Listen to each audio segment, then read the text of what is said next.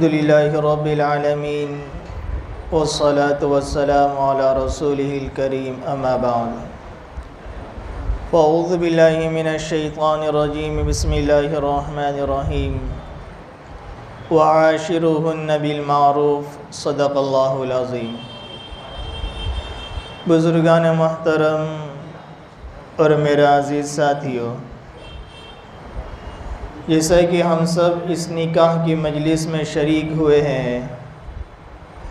اللہ رب العزت نے ہمیں ایک ایسا مذہب، ایسا دین اور ایسی شریعت ہمیں عطا فرمائی ہے کہ جس مذہب نے، شریعت نے، نبی کریم صلی اللہ علیہ وسلم نے زندگی کے ہر شعبے میں ہماری رہبری فرمائی۔ اگر خوشی کا موقع ہے تو خوشیوں کو کس طرح سے اظہار کیا جائے، اس کے بارے میں بھی نبی کریم صلی اللہ علیہ وسلم نے ہماری رہبری فرمائی۔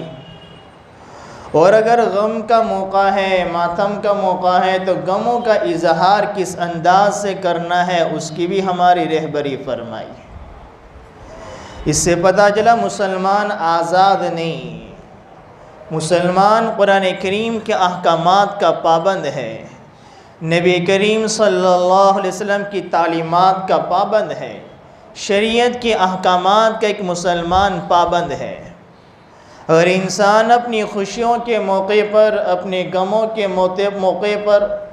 شریعت کے احکام کو پس پشت ڈال دے، نبی کی تعلیمات کو چھوڑ دے اور اپنی طرف سے، اپنی مرضی سے خوشیوں کا اظہار وہ کرتا چلا جائے تو شریعت ہمیں اس کی اجازت نہیں دیتی۔ اللہ تعالیٰ نے ایک خوشی کا موقع عطا فرمایا، شادی۔ شادی یہ لفظ فارسی زبان کا لفظ ہے۔ شادی کے معنی خوشی کے آتے ہیں کہ جب گھروں میں شادی کا موقع ہوتا ہے، بڑے چھوٹے، مرد عورت سارے یہ خوشیاں مناتے ہیں۔ رشتہ داروں میں جو ناراض ہیں ان کو بھی راضی کیا جاتا ہے کہ اللہ نے خوشی کا موقع دیا، آپ بھی ہماری خوشیوں میں شریک ہو جائے۔ لیکن ہم یہاں پر رک کر تھوڑا اس بات کا بھی غور و فکر کریں کہ میرے گھر کی شادی قرآن احادیث کے موافق ہو،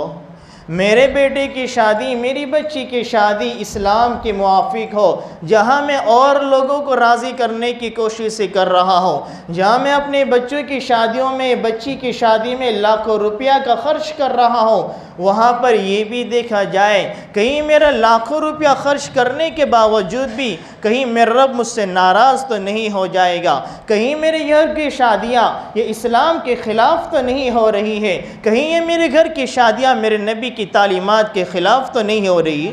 ایک مسلمان کی اس طرح کی سوچ ہونی چاہیے۔ انسان بڑی آسانی سے کہہ دیتا ہے جب اس کے سامنے شریعت کے بات کو پیش کیا جاتا ہے کہ ہم مسلمان ہیں، ہماری شادیاں غیروں کی طرح نہیں ہونی چاہیے،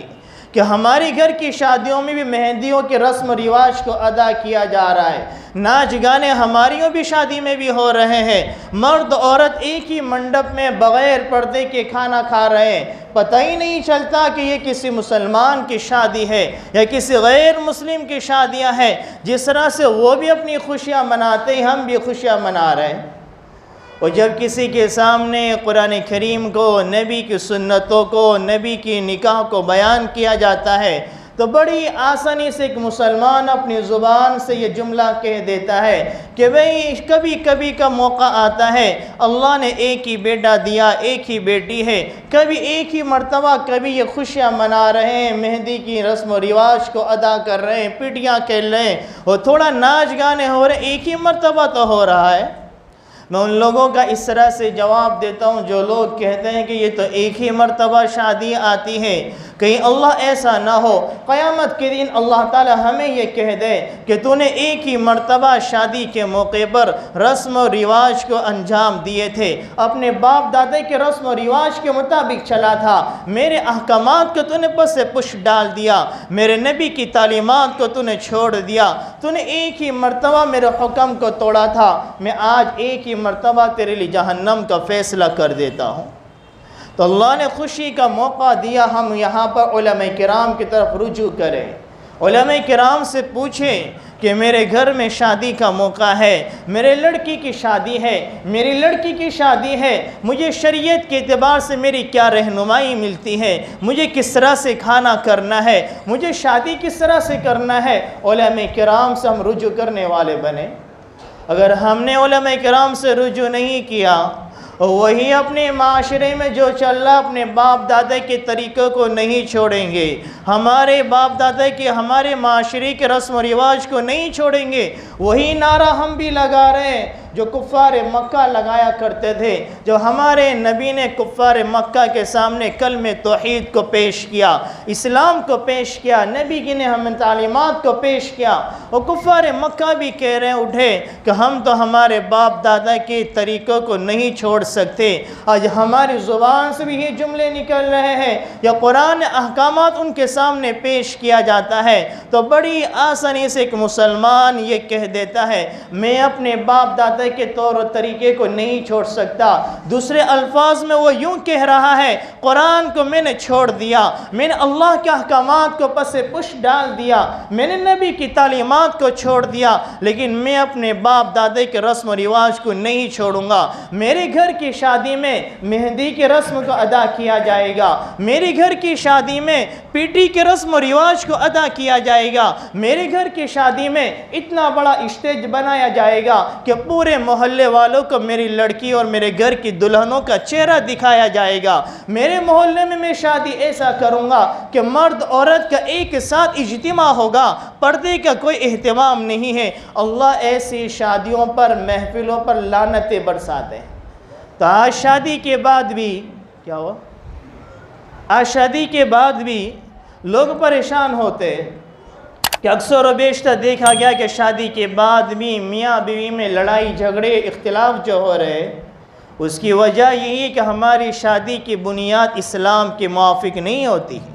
اس شریعت کا خیال ہم اپنی شادیوں میں نکاحوں میں نہیں رکھتے ہیں۔ اگر ہم نے ہمارے نکاح میں شادی میں شریعت کا خیال رکھا ہے، اللہ ایسے نکاح میں برکت نازل فرماتے ہیں، میاں بیوی کے دلوں میں ایک دوسرے کی محبتوں کو عظمتوں کو ڈال دیتے ہیں، جو ایک دوسرے کے حقوق ادا کرنے والے بنتے ہیں۔ اور اگر اللہ تعالیٰ کی بنیاد ہی شادی کی بنیاد و نکاح کی بنیاد ہی اللہ کی ناراضگی پر رکھی گئی تو اللہ ایسی شادی میں ایسے نکاح میں برکت نازل نہیں فرماتے، ان میاں بیوی میں محبتوں کا نزول نہیں ہوتا ہے، بلکہ وہ شادی بیاہ جھگڑے کا باعث بنتے ہیں۔ اللہ تعالیٰ ہم سب کو صحیح دین کی سمجھ عطا فرمائے، ہمارے شریعت کو ہمارے مزاج کو شریعت کے موافق بنا دے، اور اسی طریقے سے ہماری خوشی کی محفلیں ہمارے غموں کی محفلیں ہمیں خوشی غم شریعت کے موافق اللہ تعالی ہم سب کو ادا کرنے کی توفیق عطا فرمائے۔